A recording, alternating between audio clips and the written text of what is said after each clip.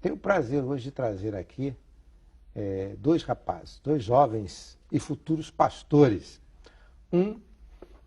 Durante alguns anos compartilhamos juntos na mesma sala de aula, eu como professor, mas como aprendiz, né? E ele como aluno, né? Eu estou falando do Carlos. Bom dia, Carlos. Tudo bem? Bom dia, bom dia. Eu gostei dessa apresentação, mas para mim foi um prazer e um privilégio ter sido aluno do pastor Flávio. Foram anos maravilhosos. Ali no Seminário Teológico da região dos Lagos, uma Isso. Turma muito boa. Maravilhosa, do qual mantenho contato com a maioria deles. Alguns já são pastores, você daqui a pouco está sendo ordenado. A maioria deles, ainda não chegou a minha vez. Mas e você traz um colega aí, pode apresentar para a gente? Ou... Claro, é o Ricardo, que ele é seminarista aqui do Seminário Simonton, do Rio de Janeiro. Faculdade Bennett. Não, Simon Simon Presbiteriano. Desculpa eu trocar assim, mas eu trabalho com todas as denominações e eu acho muito bacana isso, quando a gente pode ter amigos em todas as igrejas, de qualquer, seja igreja católica, metodista, presbiteriana, e até pessoas que não pertencem a nenhuma igreja, a gente traz aqui no programa Reencontro. Claro, e até porque, pastor, por exemplo, no meu caso, o seminário batista que eu fiz, para mim foi maravilhoso, que hoje eu tenho uma abertura imensa, né, ali na região dos Lagos, principalmente, com os pastores que são hoje meus amigos, foram meus professores e colegas de sala, né? Isso é muito bom. Então, eu vejo com muita alegria quando eu olho no Facebook, ou recebo qualquer mensagem de e-mail, ou vejo num site, que alguns alunos nossos estão na área de evangelização, um está fazendo com a Caravana do Arrependimento, o Cito Diogo, Genival, cada dia estão numa igreja fora do Rio de Janeiro, estão viajando, treinando pessoas para ganhar almas, né? E eu vejo o Maicon Barroco foi ser plantador de igreja no sertão do Brasil. Igreja do sertão. Enquanto a turma aqui está procurando igrejão para explodir, para estourar, essa turma está evangelizando, está fazendo discípulos, isso é muito bom. E você veio aqui hoje especificamente falar sobre o quê, Carlos? Então, pastor, conhecendo o Ricardo lá no Seminário Simonton, que eu estou fazendo ainda algumas matérias para complementar a minha grade, a compatibilidade, né, de grade, conhecendo o Ricardo e ainda o seminarista Evaldo, nós criamos o PIET, que é o Projeto de Incentivo ao Estudo Teológico. Que bom. Com foco na juventude, que surgiu assim de conversas nossas. Por exemplo, eu particularmente, pastor, eu trabalho já há 20 anos com a juventude, com adolescentes e jovens. E o senhor, melhor do que ninguém, pode me ajudar a entender isso, porque como que ao passar esses anos, a gente vê a nossa juventude ignorando, ou melhor, sendo indiferente às Escrituras. A nossa juventude trocou a Bíblia pelo smartphone, pelo WhatsApp, pelo... Isso é uma grande verdade. Um dia desse, olhando aí uma página de um cantor aí famoso, gospel, né? Que tem até a Bíblia dele, diz lá que a Bíblia dele, a Bíblia não é de ninguém, a Bíblia foi Deus que inspirou as pessoas para escrever, a Bíblia do povo, a nossa, né? A palavra de Deus. E ele falou uma bobagem lá tão grande. Por quê? Coitado. Porque ele não teve esse conhecimento teológico.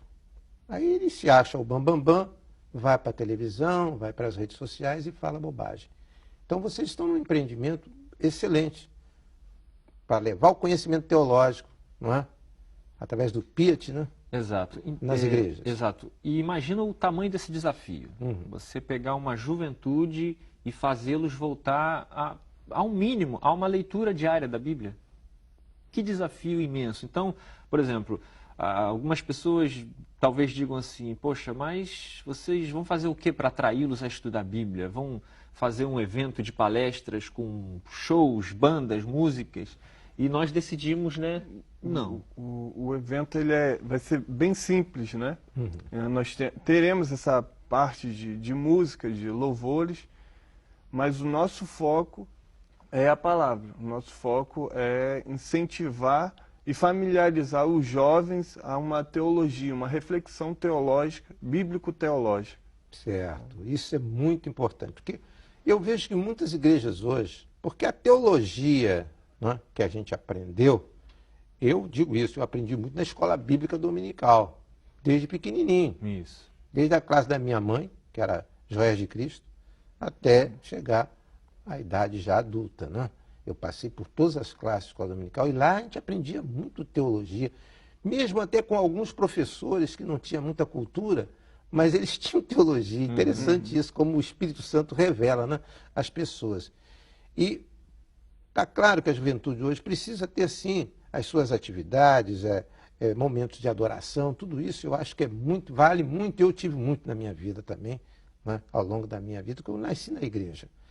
Mas o principal é isso aí que vocês estão querendo colocar na mente da Exato. Então, moçada. pastor, o PIET, o Projeto de Incentivo ao Estudo Teológico, ele vai funcionar com palestras mensais, né, a princípio lá na nossa região dos Lagos, em Cabo Frio, e da qual tivemos agora a primeira com o pastor Jackson William, né, que é até nosso professor de exegese, excelente professor, e olha o tema que ele usou, o Evangelho puro e simples. Fantástico. Fantástico. O que nós precisamos? Nós não precisamos de firulas, Nada né? disso. De fogos de artifício, não. É o Evangelho, como Paulo diz lá em Gálatas, né? Não é outro Evangelho. Não é o Evangelho que vai além deste que temos pregado, mas é o Evangelho que é Jesus Cristo e tão somente isso. Então esse é o desafio.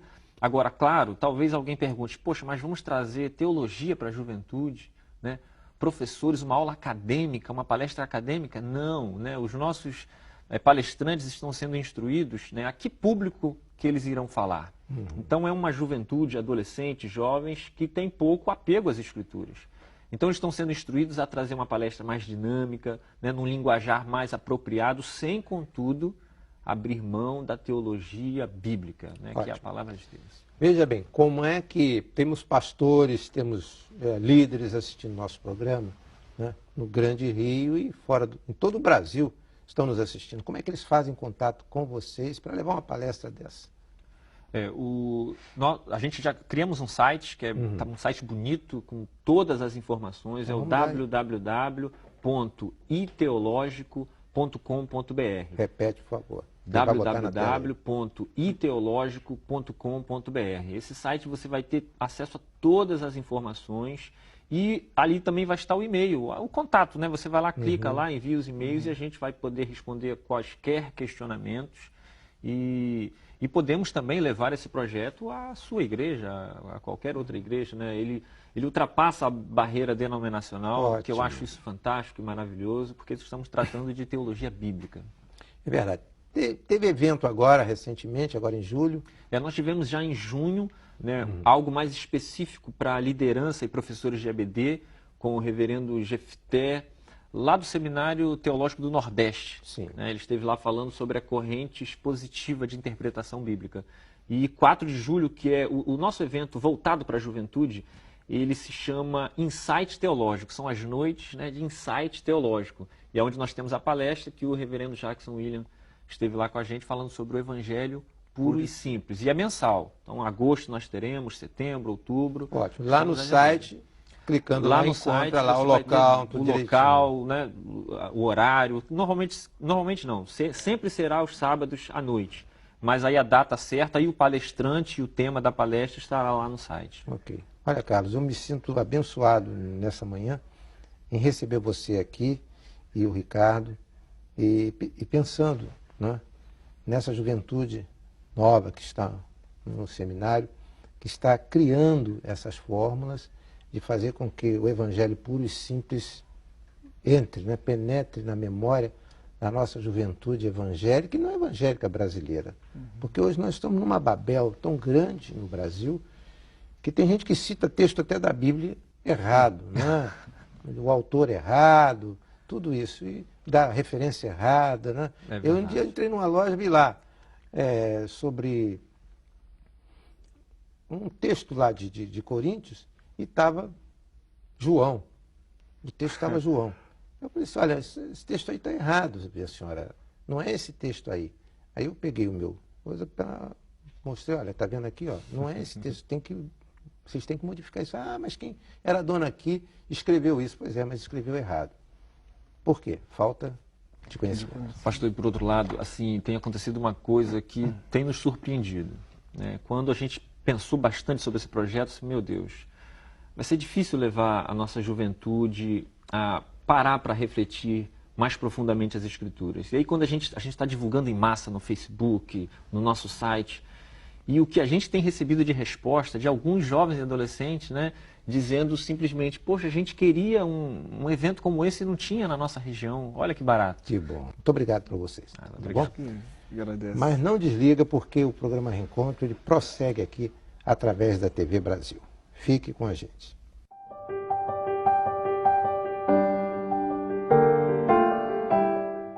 Que bom estarmos juntos neste sábado aqui no nosso momento Mães Unidas em Oração. Nós agradecemos a todas vocês que participam do ministério em todo o Brasil.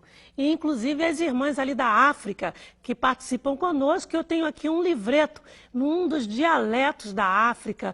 E ali nós podemos ver também aquelas mães com os seus filhos na rede mundial de oração. Mães Unidas em Oração é assim, é um ministério de mãe para a mãe. E a mãe pode ser mãe biológica, mãe adotante, mãe espiritual. Não importa onde você esteja, em que local você esteja. O ministério, ele toca no coração da mãe e ela sente o desejo de colocar seu filho, a escola onde ele estuda, na rede mundial de oração. Aí você pergunta, irmã Janister, meus filhos já não estudam mais, mas eles são filhos. Nós só deixamos de orar pelos nossos filhos quando nós morremos. Eles serão sempre filhos, sempre precisando das nossas orações. E quando crescem, a situação ainda fica mais difícil, mais problemas, mais dificuldades, mais alegrias, e nós temos que colocar nossos filhos na rede mundial de oração. E é assim que as mães do Brasil têm feito através do nosso site. Elas têm entrado em contato conosco e feito suas inscrições online. É o caso da Yara Beatriz da Silva Nepomuceno, ela é ali de Paranaguamirim, em Joinville, Santa Catarina. E a Univille, que é a universidade dali, da região de Joinville, também está na rede mundial de oração.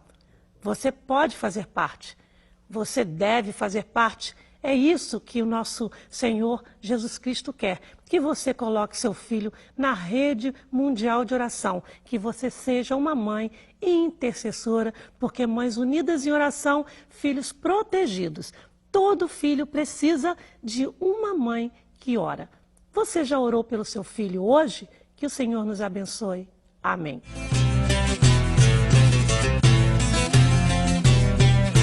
Doutor Jairo, uma alegria muito grande recebê-lo mais uma vez no nosso bloco Justiça e Educação e hoje para apresentar aos nossos telespectadores duas obras da sua autoria. Eu estou aqui com dois livros que o doutor Jairo escreveu, um deles é Amores Subversivos e o outro Balaio de Dois. Doutor Jairo, uma alegria.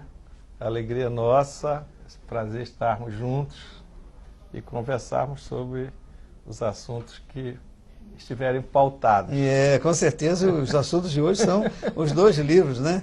Nós estivemos agora recentemente em Belém, no lançamento do Amores Subversivos, e ficamos até com pena do Dr. Jairo, porque quase 3 horas sentado, filas e filas, e não acabava, não é? E ele só autografando o seu livro Amores Subversivos. Dr. Jairo, sobre o que os seus livros falam? O livro O Balaio de Dois, como o nome diz, é uma metáfora para significar a vida de um casal. Nós queríamos, com o título, dizer que a vida de um casal começa tal como nós, no ventre materno, a vida do casal começa a partir do casamento. E esse casamento é simbolizado aqui pela palavra balaio, quer dizer, os dois são colocados dentro de um balaio. Balaio no Nordeste é um cesto. O nordestino, em princípio, usa esses balaios para muitas coisas, como depósito, guarda-roupa.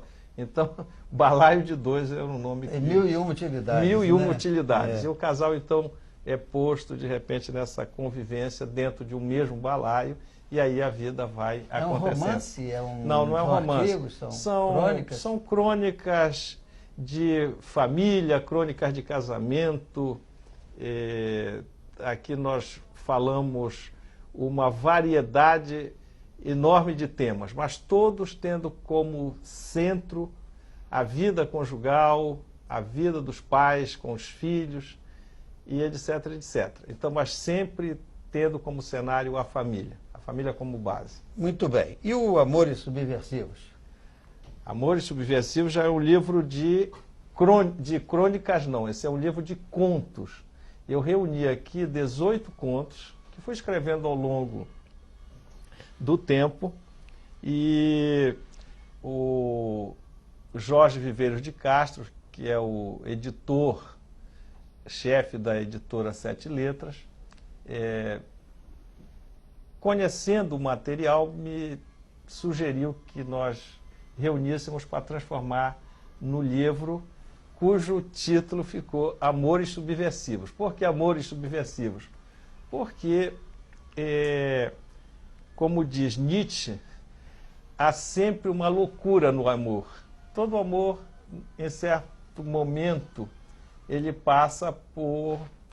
Ele sai do eixo, Ele né? sai do normal, eixo, sai da normalidade das coisas, e a partir daí histórias novas acontecem, quer para o fortalecimento do amor, quer para a sua própria destruição, o que é sempre lamentável. Mas o propósito deste livro é tratar de casos vividos por mim ou por colegas no exercício da magistratura. Então, são casos judiciais trazidos para a ficção. Então não são casos pessoais. Não então, são casos pessoais. Se identifica não se identifica. Porque Amores Subversivos, muitos amigos pensam que eu vou tratar de coisas assim, de um desvio das luxúrias do amor, o amor erotizado. Não, nós não tratamos disso. É possível que algum dos contos passe por uma conduta que possa traduzir luxúria, aventura, infidelidade. Mas isso é na construção da própria história que nós trouxemos para a ficção. Nesse título, Amores Subversivos, parece que ele está, de certa forma, ligado a um dos contos, que fala alguma coisa relacionada à guerrilha do Araguaia. Ou teve como pano de fundo o Araguaia? Não, sim. Bem lembrado. É que o Dr. Fábio já teve a oportunidade de estar comigo em mais de uma oportunidade, então eu pude falar a ele que um dos contos aqui, ele não tem por eixo um fato político, concreto, judicial, mas um fato político, que foi a guerrilha do Araguaia, um movimento de jovens idealistas que foram para o sul do Pará, e ali uma comunidade de cerca de 80, 90 jovens, a maioria paulistas ou saídos do estado de São Paulo, né? E então estavam ali tentando organizar um movimento que pudesse combater o governo militar da época. Mas a guerrilha foi praticamente dizimada até o ano de 1975. Então, um desses contos, O Médico do Araguaia, trata de maneira ficcional a história de um desses guerrilheiros médicos, mas a história tem como pano de fundo a guerrilha do Araguaia, mas os personagens todos tratados são fictícios.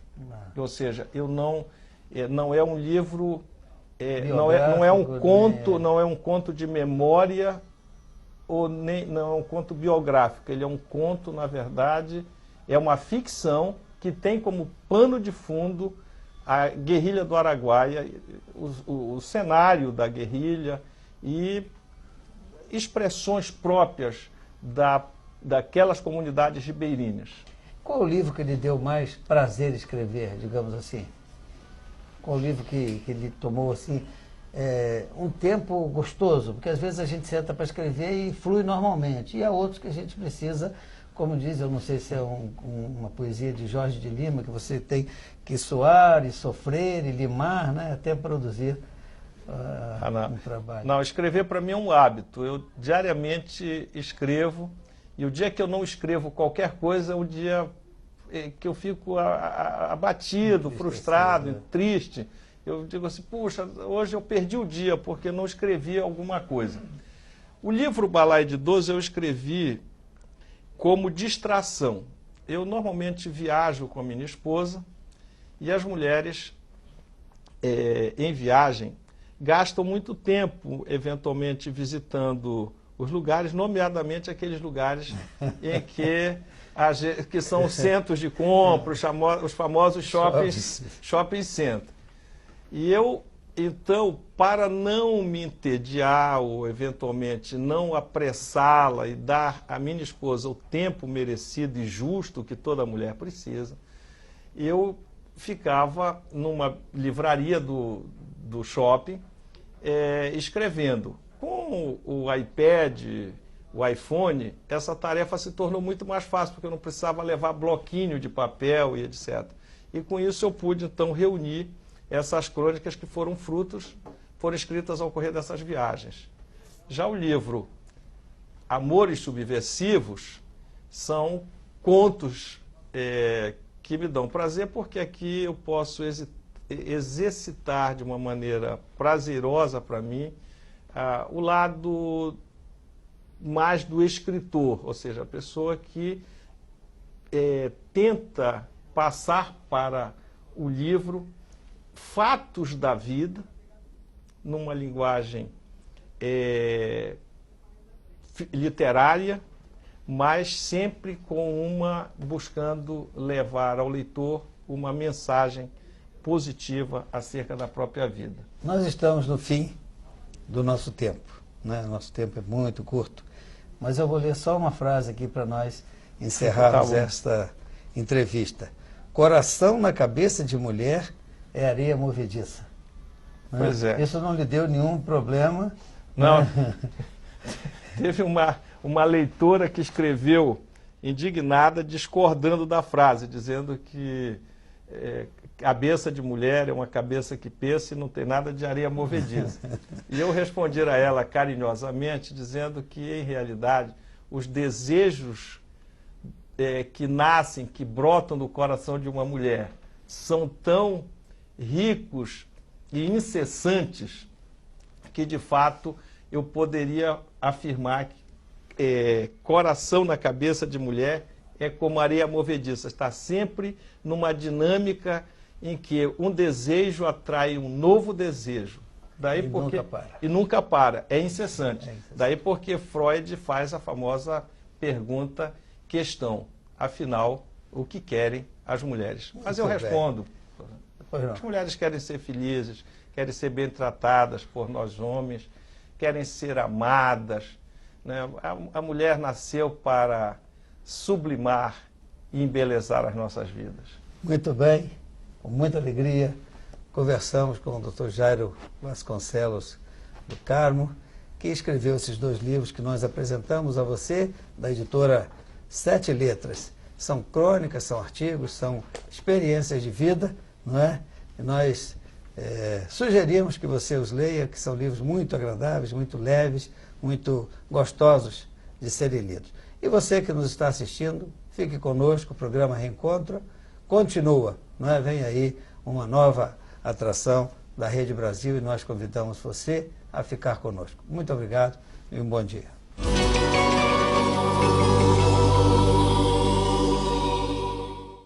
A pergunta é, o que a Bíblia tem a ver com o meu bem-estar pessoal? Hoje nós vivemos um tempo do império da felicidade, da obrigação de ser feliz. Parece que nós temos uma exigência quase que opressora de buscar a felicidade e de ser feliz a qualquer preço. E isso, claro, coloca em jogo 2 situações que estão em alta em qualquer debate quando o assunto é autoajuda. O primeiro é a questão do sucesso. Ser uma pessoa bem-sucedida torna-se uma exigência para qualquer carreira que você queira empreender. E a segunda é a situação do bem-estar. Nós procuramos aquelas situações, aquelas ações, aquelas providências, aquelas exigências que possam promover o nosso bem-estar pessoal. E o que seria o bem-estar pessoal? Essa é uma palavra que comporta muitos significados. Eu queria escolher um apenas para que nós pudéssemos encontrar na Bíblia uma direção. Não há situação mais satisfatória que possa fazer mais sentido para uma pessoa em relação ao seu bem-estar do que as questões que envolvem a dignidade pessoal. E é por isso que eu me volto para a Bíblia, buscando na Bíblia essa relação de bem-estar ligada à dignidade da pessoa humana. Não adianta nada você ter uma vida confortável se você não é tratado com dignidade pelas pessoas que estão à sua volta. Mas essa questão de dignidade, ela traz à luz aquilo que o apóstolo Paulo um dia falou aos Colossenses. Colossenses capítulo 1, versículo de número 10, nós encontramos a seguinte afirmação: e isso para que vocês vivam de maneira digna do Senhor e em tudo possa agradá-lo, frutificando em toda boa obra, crescendo no conhecimento de Deus. Quando o assunto é dignidade da pessoa humana, não está em jogo a maneira como nós somos tratados pelo outro, mas está em jogo a maneira como eu trato a minha própria pessoa, que influencia a maneira como o outro me vê. Deixa eu ver se eu me fiz entender. A questão da dignidade pessoal tem muito mais a ver com a sua condição de pessoa, com a maneira como você se vê, com a maneira como você cuida de você mesmo, do que com a maneira como as pessoas garantem a você os seus direitos e os seus interesses. Tem a ver, então, muito com o critério que você utiliza para orientar a sua própria vida, as escolhas que você faz, aquilo que você tem como preferência, enfim, tem a ver com as relações que você constrói, tem a ver com o seu projeto de vida, tem a ver até mesmo com a maneira como você encara a vontade de Deus para a sua vida. Dignidade da pessoa humana tem a ver com a maneira como eu entendo o meu valor como pessoa. E você tem um valor especial e o seu valor encontra-se melhor aferido na pessoa de Deus. Por isso que o apóstolo Paulo está preocupado em que você viva de maneira dignamente, não diante das pessoas, mas que você viva dignamente diante de Deus. Que você construa a sua própria dignidade pessoal aos olhos de Deus, conhecendo a Ele mais de perto, agradando-o como aquele que criou a você e tem um projeto de vida para você, e produzindo os frutos que esta vida é capaz de proporcionar. Portanto, meu amigo, meu querido ouvinte, você que está aí do outro lado deste aparelho de TV, eu convido você a pensar nisso. Sua vida é digna diante do Senhor e é preciso que você cuide dela. Deus o abençoe. Tenha uma manhã de alegria na presença do Senhor.